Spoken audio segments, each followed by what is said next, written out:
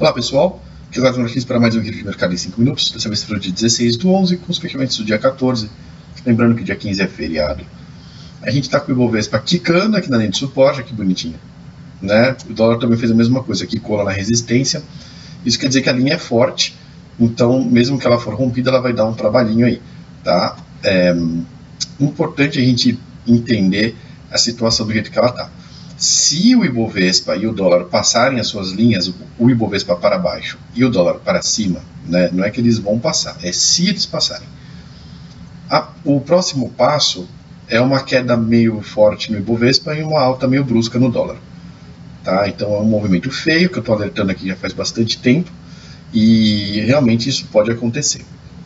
Do jeito que o Ibovespa se desenhou aqui, o que a gente tem? A gente tem a possibilidade de pegar essa galerinha aqui, que seria isso aqui podia ser um ombro, cabeça, ombro, esse lado todo aqui como ombro, replicar um tempo aqui do lado, tá? O que quer dizer que ele podia ficar entre 86 e 81 mil pontos durante aproximadamente 15 dias, ou seja, pode passar o mês de novembro inteiro aqui, nesse sobe e desce mais ou menos nessa região, para mais para frente ele acabar rompendo a linha de tendência. A gente tem uma outra linha de tendência aqui embaixo, não, são duas linhas de tendência, tá? Aqui uma subiu quando eu puxei aqui, ó. Então tem essa daqui, essa primeira aqui, que é uma linha que está sustentando toda essa braçada de alta aqui.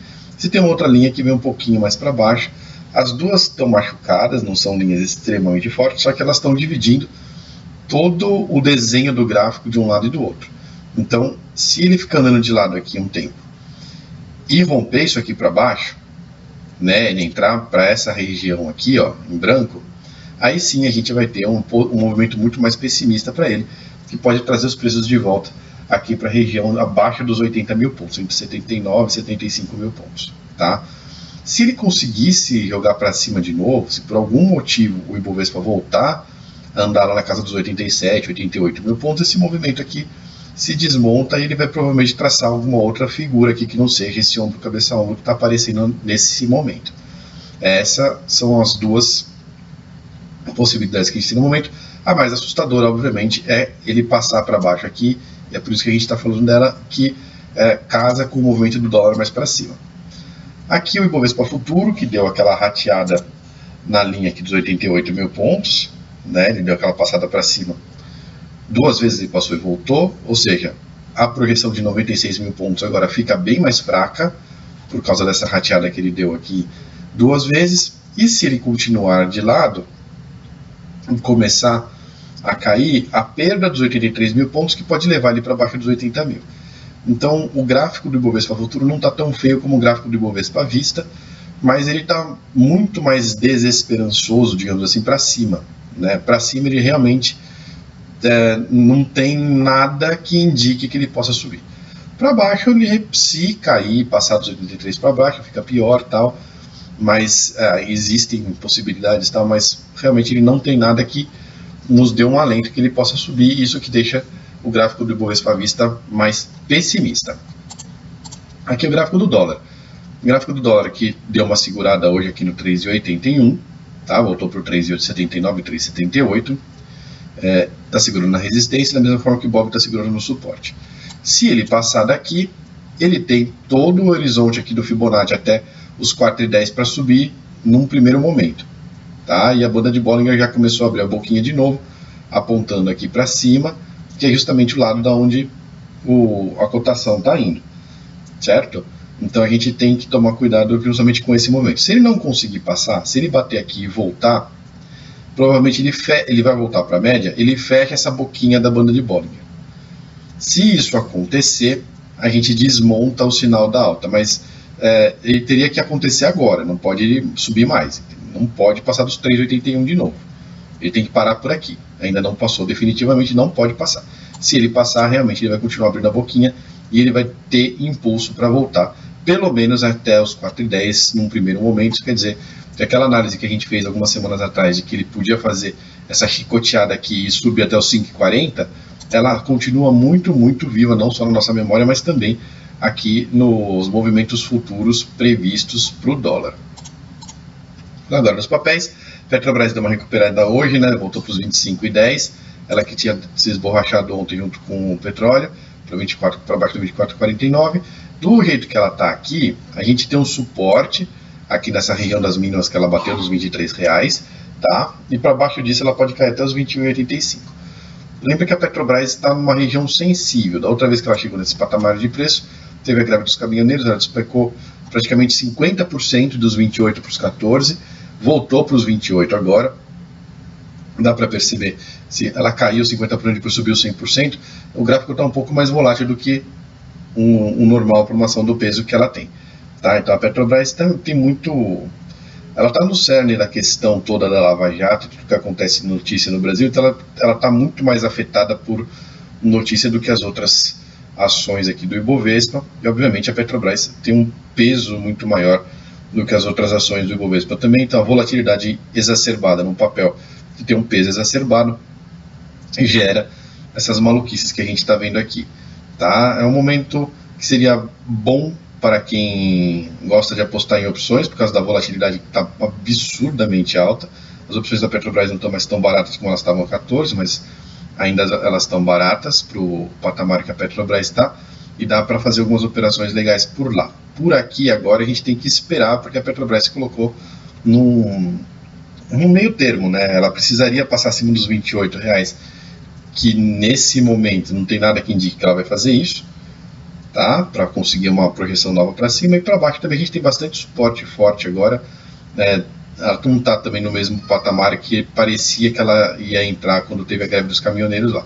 Então a gente está com a Petrobras meio travada aqui nesse preço. Outra que está travada bastante é a Vale 3, né? Que continua aqui na região dos R$55, ela que depois de bater no 62 voltou aqui para os 55.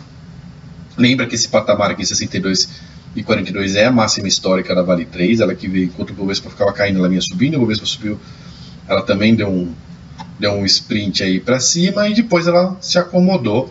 Então já faz bastante tempo que ela está nessa faixa de preço e eu continuo achando que ela é uma boa ação defensiva para esse momento. Vamos agora dos bancos. O Banco do Brasil está se sustentando aqui acima dos 39,61, depois de dar uma encostadinha nele. Isso é um bom sinal, tá? Para ele se manter acima desse patamar de preço. O fato de ele ter encostado e voltado é um bom sinal. Se ele perder de novo 39,61, não vai ser mais um bom sinal. Então, por enquanto, se ele conseguir sustentar aqui, está tudo bem. Tá? E se ele passar acima do 43,76, a projeção é pequenininha, está 46,36, porque já é um número machucado, 43,76. É justamente por isso que o 46,33 não está com projeção aberta desde agora. Por enquanto, a gente tem que esperar rompimento. Se ele romper o 39,61, aponta 35,46. Se ele romper o 43,76 para cima, aponta 46,33. Aqui o Itaú, que está se segurando lá em cima, né, no 51,17 aqui.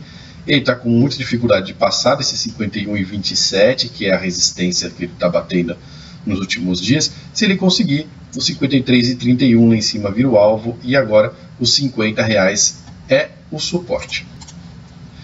E aqui a Ambev, né? A Ambev que depois de um sobe e desce bem volátil, ela está seguindo aqui essa linha de tendência de baixa, está em volta dos R$16 por enquanto, e parece que ela está triangulando aqui. Tá? O que é triangulando? Ela está trabalhando dentro de uma nova figura de triângulo, né? Está bem dentro da figura de triângulo. Se ela tiver algum movimento mais forte para cima ou para baixo, ela deve abrir uma nova projeção. Por enquanto, isso ainda não aconteceu.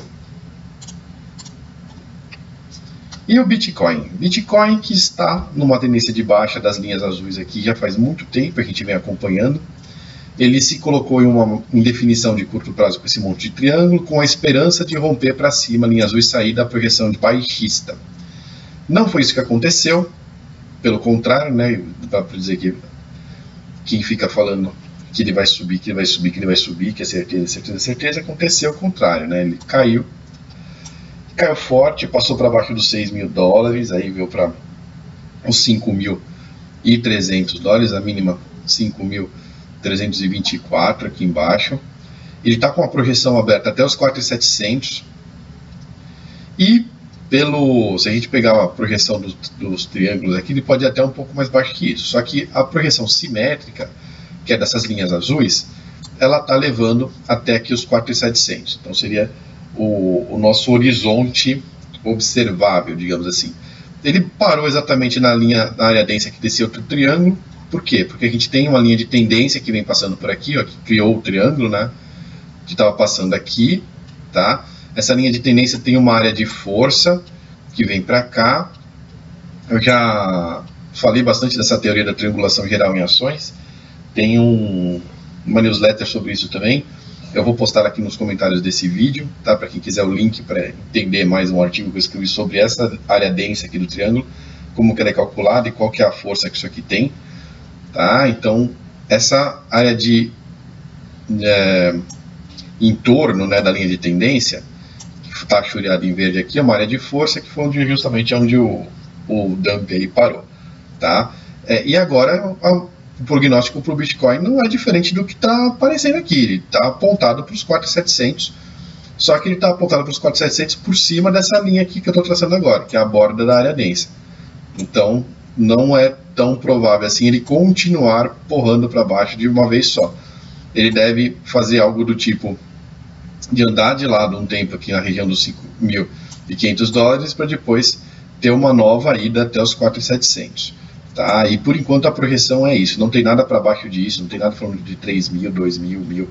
O que tem aqui de movimentação é isso. A gente viu que ele ganhou um pouco de volume para fazer essa movimentação aqui.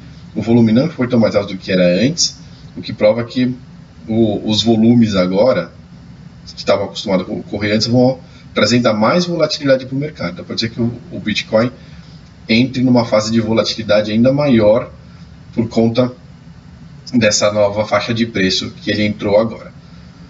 Agradeço muito a presença de todos. Até o próximo vídeo de mercado em 5 minutos.